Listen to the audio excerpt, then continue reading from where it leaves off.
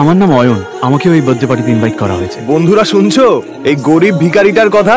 ও বলছে ওকে নাকি ভট্টাচার্য বাবুর জন্মদিনের পার্টিতে ইনভাইট করা হয়েছে।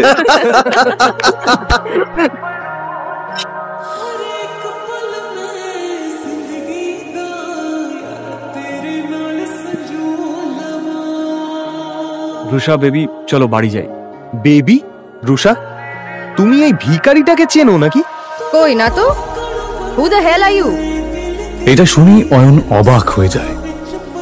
এর আগেও রুষা অনেকবার অয়নকে অপমান করেছে। কে ঘাড় ধাক্কা দিয়ে বের করে দাও। ঠিক সেই সময়ই বার্থডে বয় ভট্টাচার্য সেখানে হাজির হয়, আর তার নজর গিয়ে পড়ে অয়নের উপর।